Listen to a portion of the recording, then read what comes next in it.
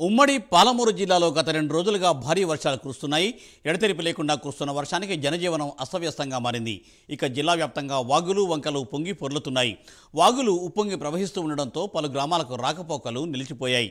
మరోవైపు ఎక్కిమేడు గ్రామంలో మట్టి మిద్దె కూలి ఇప్పటికే 2 మృత్యువాత పడ్డారు. ఉమ్మడి పాలమూరు జిల్లాలో కురుస్తున్న భారీ వర్షాలపై మరింత సమాచారం మా ప్రతినిధి హరిశంకర్ అందిస్తారు.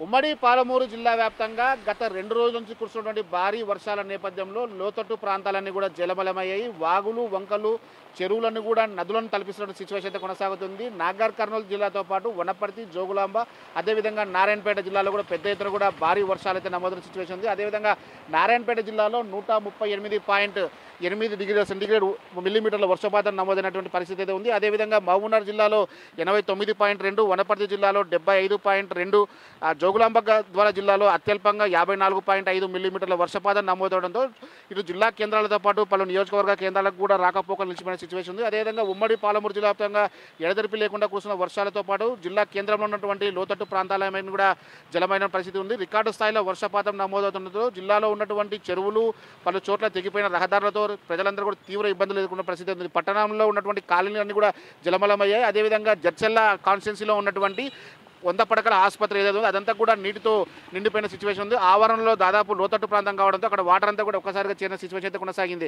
అదేవిధంగా నారాయణపేట జిల్లాలో కొత్తపల్లి మండలం ఎక్కిమేడు గ్రామంలో కూడా విషాదం చేలుకొనింది. ఎడతెరిపి లేకుండా కురుస్తున్న వర్షాల నేపథ్యంలో 2 మృత్యువాత పడ్డారు. అక్కడ ఉన్నటువంటి మట్టి మిద్దె కూలి తల్లి హనుమమ్మతో పాటు కూతురు అంజలమ్మ కూడా మృత్యువాత పడిన పరిస్థితి ఉంది. అదేవిధంగా నారాయణపేట జిల్లాలో ఉన్నటువంటి పలు మండలాల నుండి కూడా గత 2 రోజుల్లో కురుస్తున్న వర్షాలతో కూడా పెద్ద ఎత్తున కూడా రాకపోకలు నిలిచిపోయిన పరిస్థితి ఉంది. అదేవిధంగా దాదాపు 129.5 మిల్లీమీటర్ల వర్షపాతం ఒక ఉట్కూరు మండలం నమోదవడంతో కూడా అక్కడ ఉన్నట్టు కూడా వాగులు వంకలు ఎక్కువగా ప్రవహించిన నేపథ్యంలోనే ప్రజలెవరు కూడా జిల్లా కేంద్రం రాని సిచ్యువేషన్ ఉంది. అదేవిధంగా డిఆర్డీఏ కార్యాలయం కూడా అంతా కూడా జలమలమైన పరిస్థితి ఉంది. మొత్తంగా ఉమ్మడి పాలమూరు జిల్లా వ్యాప్తంగా గత 2 రోజుల నుంచి కురుస్తున్న వర్షాల నేపథ్యంలో ఇటు జూరాల ప్రాజెక్టు కూడా భారీ వరద చేరుకుంటున్న సిచ్యువేషన్ అయితే ఉంది. అదేవిధంగా నాగర్ కర్నూలు జిల్లాలో ఉన్నటువంటి ఉమామహేశ్వర దేవస్థానంలో కూడా కొండ చీరలు విరిగిపడిన పరిస్థితి ఉంది. అక్కడ ఉన్నటువంటి ఏదైతే కొండ చీరలు జలపాతాలన్నీ కూడా ఇప్పుడు పెద్ద ఎత్తున కూడా నీటి వస్తున్న నేపథ్యంలో ఏదైతే మల్లెల తీర్థం ఉందో అదేవిధంగా ఉమామహేశ్వర జలపాతాలను కూడా నీటితో నిండిపోయిన పరిస్థితి ఉంది. ప్రజలెవరు కూడా సందర్శనకు రాకూడదని ఇప్పటికే అధికారులు ఆదేశాలు జారీ చేసిన పరిస్థితి ఉంది. మరోవైపు జూరాల ప్రాజెక్టు కూడా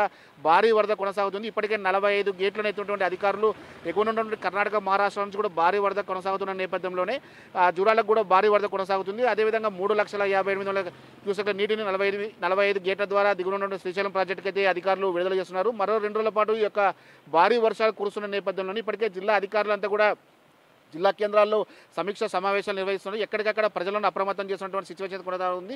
అదేవిధంగా లోతట్టు ప్రాంతాలు కావచ్చు, ఏదైతే ముంపుకు గురైనటువంటి గ్రామాల్లో ఉన్నటువంటి ప్రజలకు కూడా పునరావాస కేంద్రాలు తరలించే ఏర్పాట్లు అయితే చేస్తున్న సిచ్యువేషన్ ఉంది. మరోవైపు జూరాలతో పాటు జూరాలకు దిగున ఉన్నటువంటి లోయర్ జూరాల్లో ఉన్నటువంటి గ్రామాలన్నీ ఏవైతే ఉన్నాయో జోగులాంబ, గద్వాల జిల్లా ఉన్న గ్రామాలను కూడా ముంపు గ్రామాలు ఉన్నాయో ఆ ముంపు గ్రామాలకు ఎవరు కూడా చేపల వేటకు వెళ్ళొద్దని చెప్పి కూడా అధికారులు ఆదేశాలు జారీ చేశారు. పునరావాస కేంద్రాల్లో వాళ్ళకి సంబంధించిన భోజన వసతితో పాటు వాళ్ళకి సంబంధించినటువంటి బట్టలు కానీ ఇవన్నీ కూడా ప్రభుత్వం ఇప్పటికే ఆదేశాలు జారీ చేసిన నేపథ్యంలో వాటన్ని కూడా అరేంజ్ చేసే పనిలో ఉన్నటువంటి సిచ్యువేషన్ ఉంది.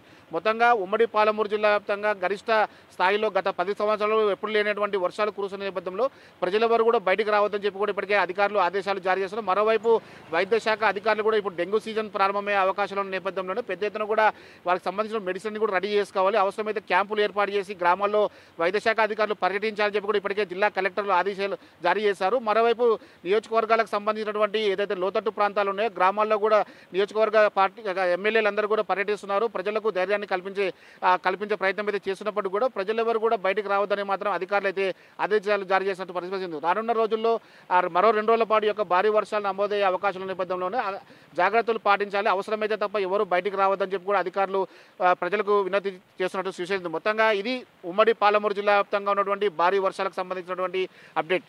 కెమెరా పర్సన్ రాజశేఖర్తో హరిశంకర్, ప్రైమ్ 9, మహబూబ్ నగర్ నుండి.